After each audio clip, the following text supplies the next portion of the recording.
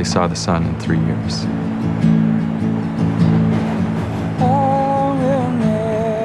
I came to Toronto because I wanted to be a writer, and also I followed a girl.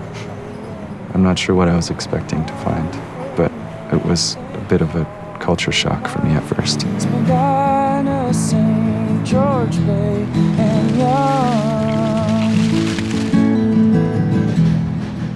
I grew up in a pretty small town in Waynfleet, Ontario, and the rural pace is a lot different than the urban one.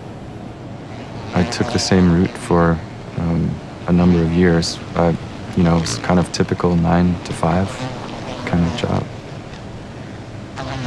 I guess I wrote songs, as a way of coping with it. I think it was me more trying to make sense of things and kind of starting off with this little rhyme in my head about like trying to remember where I needed to get off, like where the stops were.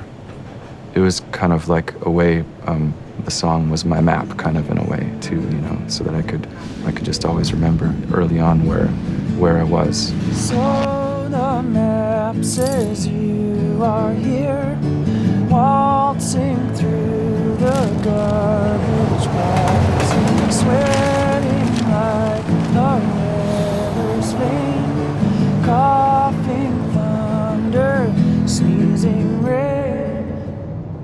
Once you start to define a thing, it starts to make sense of you too. I was really inspired by the rhythms.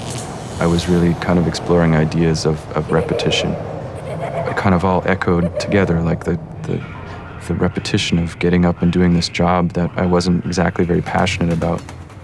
The click of the subway tracks and the same sounds of the doors, the same announcements, the sound of people, shuffling feet, newspapers. It seemed very stimulating to me.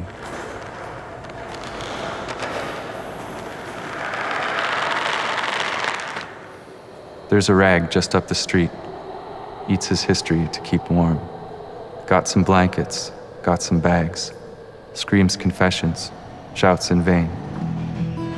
I kind of smile inwardly when I take that line now, when I ride between those spots, because it is kind of like an old friend, I guess, now, I had 2 jobs. One was working for a film company, and one was being a musician and a writer at night. Eventually one job took over the other job, and I'm really glad it was music.